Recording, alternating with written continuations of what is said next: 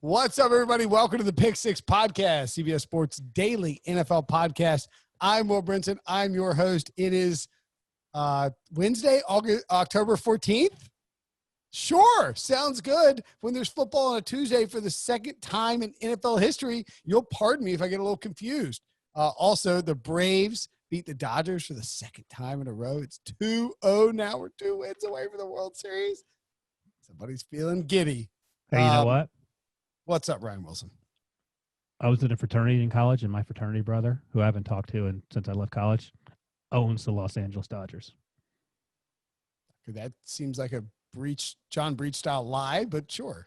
Are we playing two truths and a lie, and Wilson's just starting out with an all-out lie?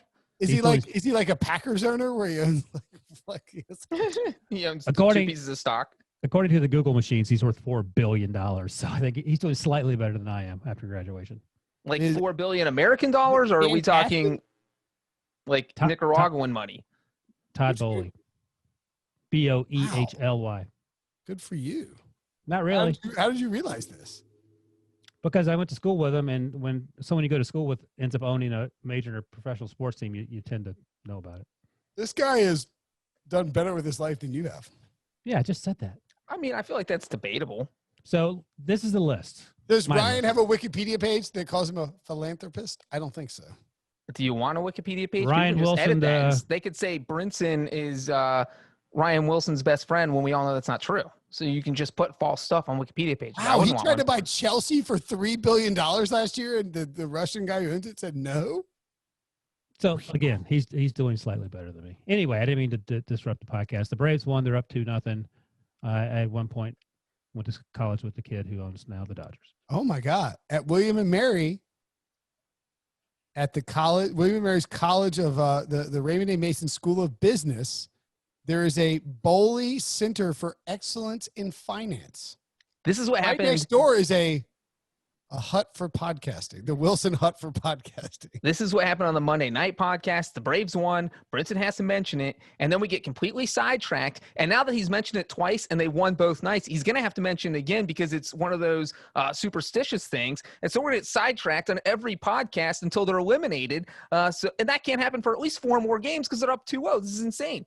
Yeah, well, that's what's going to happen. And you know what? It's more interesting than the Titans, who hadn't played a game in like 42 days, beating the Buffalo Bills 42-16 on Tuesday Night Football. And by the way, we will also discuss briefly at the end of this podcast, Lev Bell cut by the Jets in the middle of a game. How dare you, Jets? Not in the middle of the Jets game, in the middle of the Tuesday night game. In which and that was believable. Like Ryan has to clarify because the Jets will literally cut someone in the middle of a game. But it's like Marshawn Lynch retired in the middle of Super Bowl 50, and like the Jets cut Lev Bell in the middle of a Tuesday night Bills-Titans game. All right, let's get to this game because I think a lot of people believe that the Bills would roll the Titans. I know I was amongst that group. The Titans had a +6 point differential after 3 weeks. They had beaten the Jaguars and Vikings and had given up 30 points each to both of those teams. The Bills were 4-0. Josh Allen was in the MVP mix. He was playing fantastic. Yes. You throw in the other factors that the Titans have only practiced one time in the past 16 days on the field as a team. And the Bills got 8 days rest from their last game, but also got to practice during those 8 days. This did not seem like there was any way it was going to turn into a Titans blowout. So it was almost too stinky in hindsight to take the Bills -3. Well, yeah, because we now know the result. That's why it's too stinky. But I predicted 1.5 over on Josh Allen touchdowns. Over hit. Also, you and I both like the over total points. That hit on that super fluky touchdown throw from Tannehill when he was literally in the end zone when he threw the football. Let's talk about that. That is so. As someone who may have live bet the over several times, and had a lot on the over, and it looked like it was dead the whole way through. Mm-hmm. Like praying for a Titans field goal. The Titans get a first down, and then they ran a bootleg play action type of thing to Ryan Tannehill, who was basically instructed to run to the end zone or get down if you need to. And he's moving. you calling timeout on me, Breech? I just want to call a timeout to set this up real quick. That this situation would not have even been possible if the Bills didn't fumble the ensuing kickoff. So the Titans scored a touchdown to go up 35-16. The Bills, Andre Roberts fumbles the kickoff, and then Tennessee gets to take over on Buffalo's 18-yard line. And so I'm sure Brinson, when he saw the fumbled kickoff, probably lost it. And then now Brinson, like you in pick a it up. bad way or good way? Good way. Like, Well, oh my like, God, the over is going to hit. But at first it was like, oh, nightmare. Then it was like, wait a minute, they're going to get held to a field goal. They're going to kick, and the over's going to hit. This is going to be great. And then they run the bootleg to Tannehill, and he's rolling out, and he's about to get down, and he realizes Johnny Smith is wide open. He's like, I'll just throw this. And it was like, oh my God, a touchdown. But I was like, he's clearly past the line of scrimmage. And they started doing the replays. Jay Feely's drawn a line. There's no like. Where's the official line? There's always an official line. Nowhere to be found, the official line guy. They were saying it was on the 8. I don't know. I mean, if you had the under in that game, that is a all-time bet. If you had under 52.5 or under 53, which is where it opened, that's an all-time bad beat because it definitely should have been. Although I guess it would have been a penalty on the Titans. They would have moved him back. They would have run the ball once and then kicked, so maybe it goes over anyway. I don't know. He threw the ball from the 6-yard line. I don't think that's it for dispute. Look, he was just social distancing from the line of scrimmage. Let's give it to him. He just the Titans. If anybody needs to be social distancing, it's the Tennessee Titans. So let's actually give Ryan Tannehill some credit here, guys. So I want to say this fun fact before Breech does, which is always now my goal for the rest of the 2020 season. Brinson, you mentioned that the Titans came into the same plus 6-point differential. Well, here's the other thing. Another reason why we like the Bills so much. The Bills are plus 23-point differential. Oh, the Bills. They scoop slide them? Here we go. The Bills are now minus 3-point differential. Titans 32. Suck it. Are the Bills the frauds? So, I mean, that was a flip-flop in a span of 60 minutes of ass-whipping football. So, wow, that is a scoop slam. Take Titans that fun fact. or 1.5 games up with the Colts now. They have they have a great strength of victory. This is crazy. How does this happen? And the Bills are, I mean, look. Bills are 4-1 with a minus 3-point differential. That's crazy. That suddenly looks like a terrible Did the Bills get caught looking ahead to the Chiefs? No, I just think they came I don't out think flat. that's possible because they had the 8 days. There is no Right. if this is a Sunday to Thursday like it was originally scheduled to be, and you're like, oh my God, we have to play the Chiefs in 3 days. But no, you had 8 days of rest. The Titans are undefeated. It's not like they were playing the Jets. If you're playing the Jets, I get overlooking, tripping over, falling on your face, but you still win because you're facing the Jets. You're playing one of only 5 undefeated teams in the NFL. I don't see how you could possibly overlook them. I'm gonna throw out a theory as to why the Bills struggled so badly in this. It was mentioned a couple times. I got one too. Go ahead. I got one too. Okay. Well, here's my theory. Brady Quinn and I have texted about this, and we actually have a Brady Quinn football show in the feed for Wednesday, but we didn't discuss this. One of the things that teams are doing a little more frequently now, especially with mobile quarterbacks, is just dropping back into zone. I mean, like, look, we're not gonna blitz you. We're going to drop back into zone. You can chew us up underneath, take time off the clock, and then good luck in the red zone. And that's sort of what the Titans did. They just dropped back and played zone and made Josh Allen try to read instead of getting one-on-one looks with Stephon Diggs while people were blitzing him and he could take off running. And it really confused him. That's what happened to Lamar Jackson versus the Chiefs. And Mahomes against the Raiders. Yeah. The who against the Raiders? Mahomes. Yes, they did the same thing. Yeah, drop back in the zone, be like, listen, we're not going to – somebody else did it against Mahomes. You're not going to beat us deep. You're going to dink and dunk down the field, and we're going to stop you. Yeah, and I think and Brady and I when Brady and I were texting about this, he had a picture because he called this game again in the Seahawks-Dolphins game.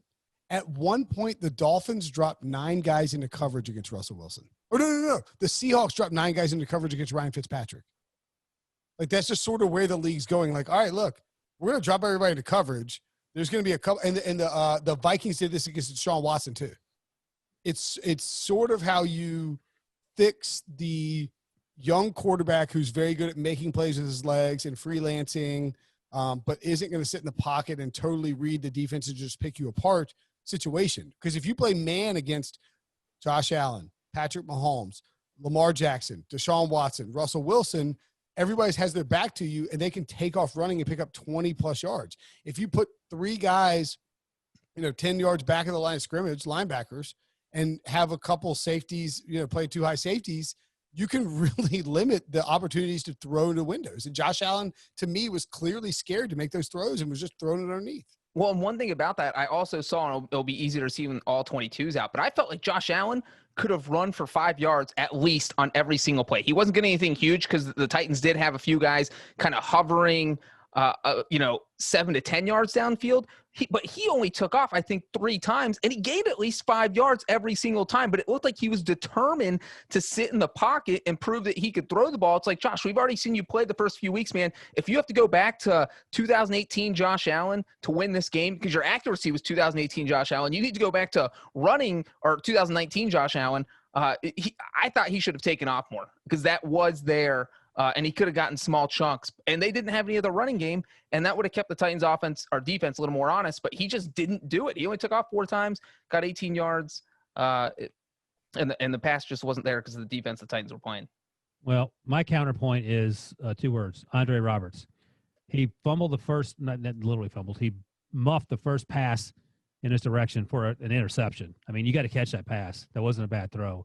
And then he muffed wasn't on Josh Allen. And then he muffed the kickoff at the end there that led to the Ryan Tannehill phantom touchdown that counted.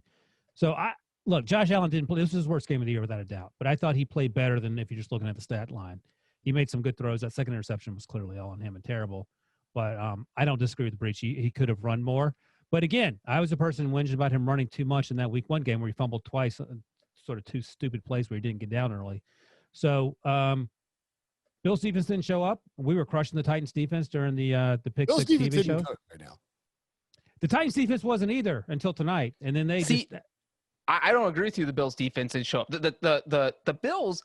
Yeah, I know you're looking at the scoreboard, and that's what everybody's going to do. The Bills outgained the Titans, and it wasn't like these were garbage time yards. This game was 21-10 in the third quarter. What happened to the Bills defense was we had the Andre Roberts interception where the Titans offense got set up inside the 15-yard line. So great, a 15-yard drive. You can't put that on the defense. We had the horrible Josh Allen interception that was his fault in the second half that also put the Titans offense inside the 15-yard line. You can't really put that in the Bills defense. The Bills special teams gave up a 40-yard punt return to Cleve Raymond that set up the Titans offense inside the Bills 30-yard line. It's hard to put that on the Bills defense. You had Andre Roberts fumble that gave the Titans the ball inside the Bills 20-yard line. It's hard to put that on the defense. So the Titans got 4 touchdowns because of things that had nothing to do with the Bills defense.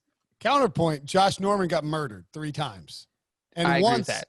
When he got murdered, it was that Derrick.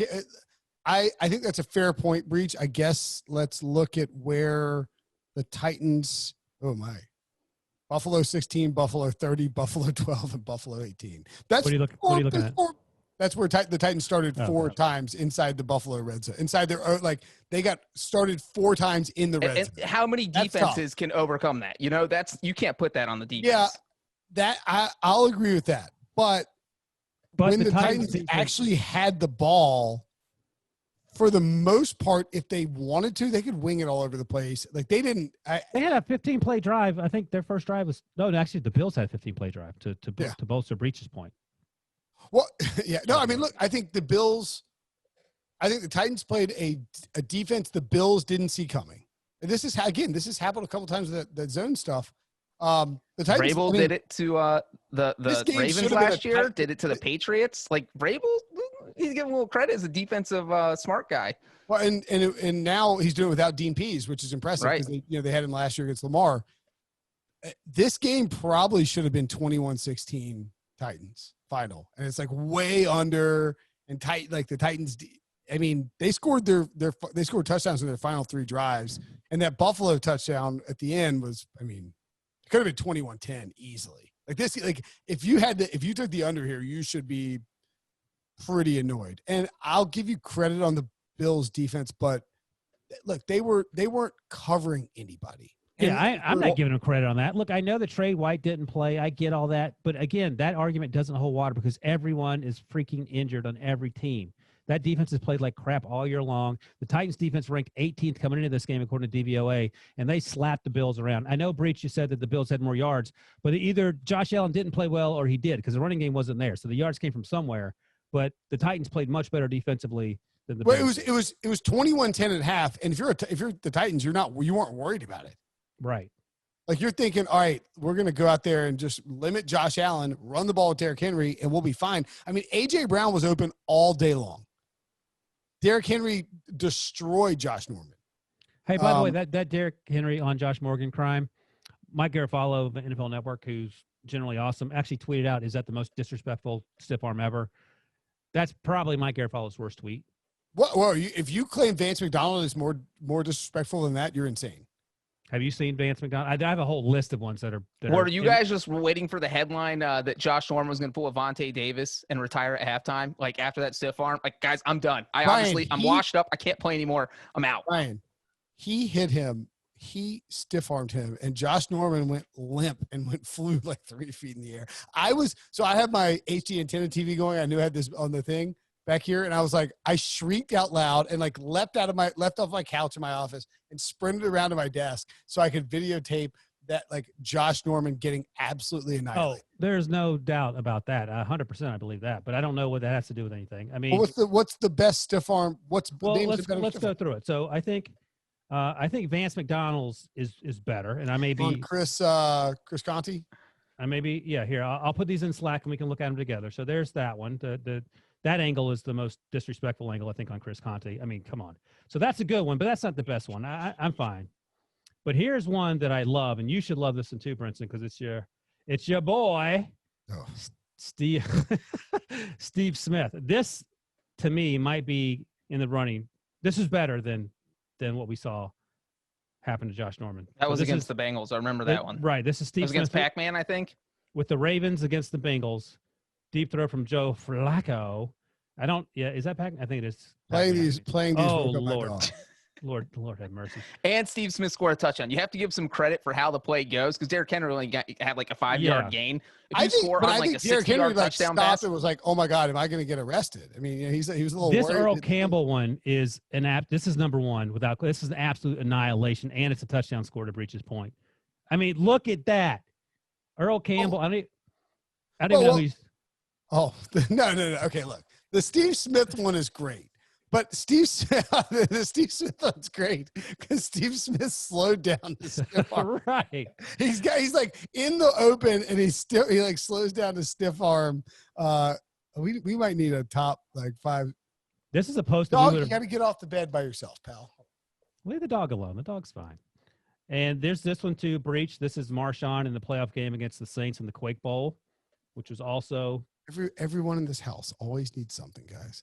Another touchdown run. I think the Marshawn against the Saints in the playoffs is disrespectful on so many levels. Oh my God! I mean, it goes on and on. This one isn't top 3 for me. It was super embarrassing for Josh Norman. It's top 1 for him and for the rest of his life.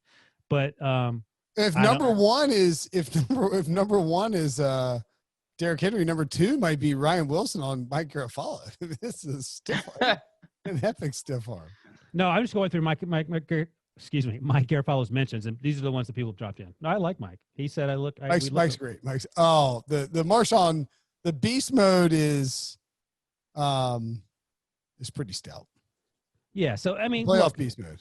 In the moment, it was incredibly fun to watch, but I think historically. Here's my suggestion for how to fix this argument. We don't count Derrick Henry's move as a stiff arm. Because it wasn't. It was a toss. Well, then I would argue that Khalil Mack on Tristan Wirfs is number 1 this season. That was a hip toss. Josh Norman went to tackle a man and just got thrown. Like Josh Norman weighs 40 pounds less, 20 pounds less than the running back Derrick Henry. Khalil Mack. He's an NFL player. Tristan Wirfs weighs 320 pounds and Khalil Mack weighs 250. So why are we arguing about what's more impressive? This is such a bizarre hill to stand on. Are you getting paid by Josh Norman? I didn't realize you were such a Derrick Henry hater. Just give the man some credit for a fantastic stiff arm, Brian. I know who is the president of the anti-Derrick Henry fan club. Here's my Derrick Henry love, and I did like the thing, But It's here's, not, look, the worst. I've just rewatched it. The worst thing is not even close to Derrick Henry. Derrick Henry, Josh Norman goes to tackle him, and Derrick Henry puts his arm on his shoulder and launches him. He's 4 feet in the air, and like all of a sudden you don't know what's happening to your life. You've just been touched by a man. He shoved you 4 feet in the air. You are flying through space, and you don't know when you're going to land, who's going to land on top of you, what will happen when you land, how you ended up in the air, but you have been tossed by another human being straight up into the sky on national television. you know what you're describing? That Earl Campbell one, except Earl Campbell lifts the man over his head, carries him to the end zone, and choke slams him to the ground while scoring a touchdown. I mean, that's number one. I'm okay with Earl as number one. But I like the Derrick Henry thing. And look, here's me pumping up Derrick Henry from last year's playoff. And this is from Boston, Josh Jones, Boston Sports 802. And I love the caption last year in the playoffs. Earl put that guy. When Earl said with him into the end zone. When Earl said screw it and started blocking for Henry. I love that. And then the ref jumps as he leaps into the air as he's giving it. So Derrick Henry blocks Earl Thomas so bad that Earl Thomas turns around and looks like he's starting to block for Derrick Henry as he's running down the field in last year's playoff game, Texans-Ravens. So that's in the mix too. I love what happened in the Derrick Henry thing against Josh Norman, but I think let's not overreact and say it's the most disrespectful thing ever in terms of stiff arms. Okay, it's easily the most exciting part of this Tuesday night game. I think you're underselling it, but I'm not saying it's the greatest stiff arm of all time. I just said you got to. Then we agree. I feel like we could give a shout out to Malcolm Butler, who finally, it took a few years, but the Titans finally got their money's worth because he basically won this game for him. His 2 picks set up 2 touchdowns, and by that second one was kind of the icebreaker. That was the one that was completely Josh Allen's fault in the second half because it was 21-10. The Bills were driving. If the Bills score, all of a sudden maybe it's 21-17, and the Bills were in Titans territory. They were at the 33-yard line, and then Malcolm Butler had one of the craziest – we're talking about the craziest stiff arms. Let's talk about the craziest interception returns where he took it 68 yards. It looked like 3 different times he was down, and the Titans practically gave up because they all thought he had been tackled, and he took it all the way back to Buffalo's 12-yard line. What is your Malcolm Butler, Le'Veon Bell fun fact, Breech? I saw you tweeted out. Oh, my Malcolm Butler, Le'Veon Bell fun fact. Because Le'Veon Bell got cut during the game, Malcolm Butler had more interception return yards against the Bills on Tuesday than Le'Veon Bell had rushing yards with the Jets all season. Malcolm Butler 97, Le'Veon Bell 74. Le'Veon, by the way, people were talking about Le'Veon Bell. Do we need to move on? Do we need to take a break, Debo? No, Debo actually said, do not take a break, but wrap on this game in a few minutes and then hit Le'Veon. You'll forgive me for not knowing what was happening in Slack. It just kept giving me alerts that Ryan was dropping YouTube links. Yeah, we were talking about stiff arms. Most disrespectful stiff arms. All right, let me ask you guys this then. Are the Bills about to get stiff-armed out of the playoff race? Are they in trouble?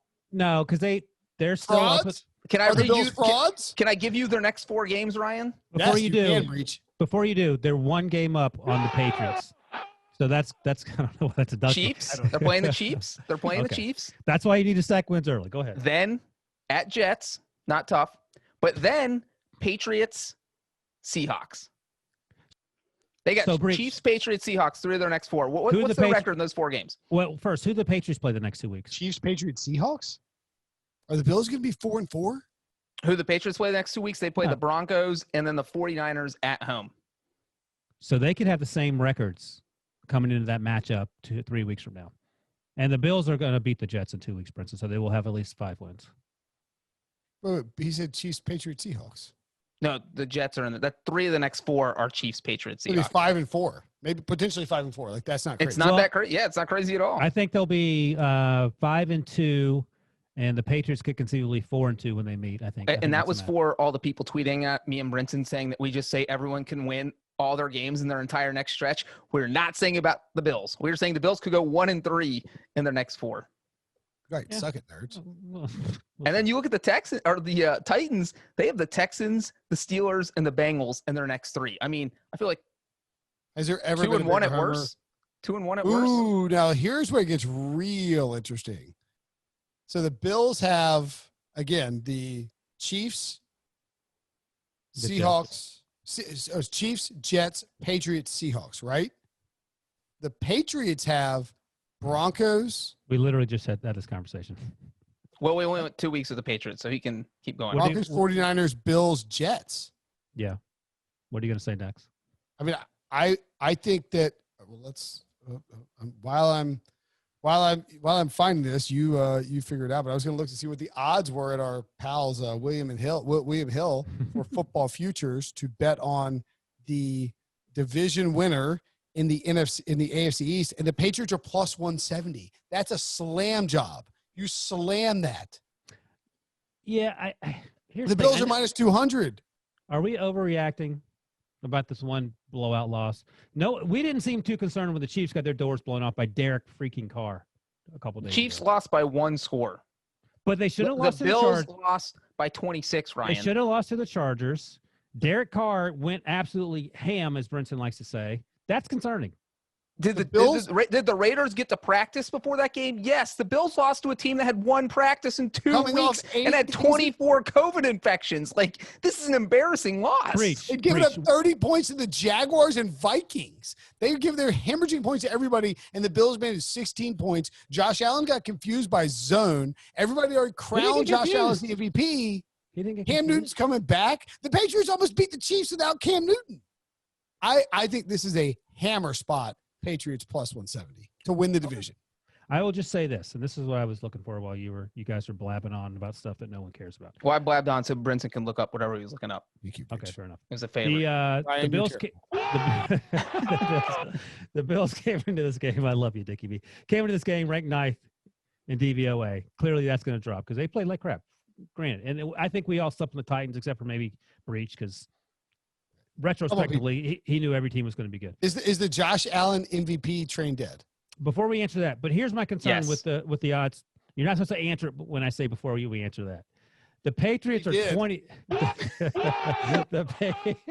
You guys are so mad about that Earl Thomas stiff arm. The Patriots are 20th in DVOA. They're 19th on offense, 22nd on defense. So they're not playing great. Like Cam has looked good. He's coming off the COVID thing. I'm assuming he'll probably play the next time they suit up. But there are concerns there. So I want to see what happens in 3 weeks. I'm excited about that game. I do wonder also if, before we put your finger down, Breech, for us. I just want to ask you this question, Ryan, and I think we asked it last week because we're talking about the Patriots being 20th in DVOA. What is the Bills' record if they played the Patriots' schedule of Dolphins, Seahawks, Raiders, Chiefs? They'll probably lose to the Seahawks and Chiefs. They're 2-2 at best, maybe 1-3. And they're 20th in DVOA. We're going to get a bunch of new reviews with too much Dickie B. I think we'll be like, they brought Dickie B back. This is what happens when they make us cover a Tuesday night game, and it just goes off the rails. Here's what I was going to say before Breech interrupted me when I asked not to be interrupted. I do wonder if Josh Allen, the lights were too bright for him, if he had a little Andy Dalton complex. Because he's been balling out on Sundays at 1 p.m. when no one's watching. And then this was a huge game. It got moved back 2 days or however many days and moved forward or whatever. No one else. This is the only game in town, and they got absolutely destroyed. Well, then that's not good news because that's also his next game. No, that's right. Monday night. I tend to think no because he played really well on Thanksgiving against the Cowboys last year. But, I mean, that's how did he play in that playoff game against the Texans when he threw the ball over his head? Again, I just sort of wonder if – okay, so they're playing the Chiefs next week. The Chiefs defense just got embarrassed by Derek Carr. Isn't the Chiefs defense going to probably look at what the Titans did and try to scheme up something similar to what? And the Bills will probably do the same thing that we talked about teams trying to do to Patrick Mahomes. But then the question becomes, who do you have more faith in, Patrick Mahomes or Josh Allen? It's going to be Patrick Mahomes. Not Josh Allen. And the Bills running game straight up sucks. Is non-existent. That's a problem as well. Do you think they signed? I won't even ask because we got to talk about it.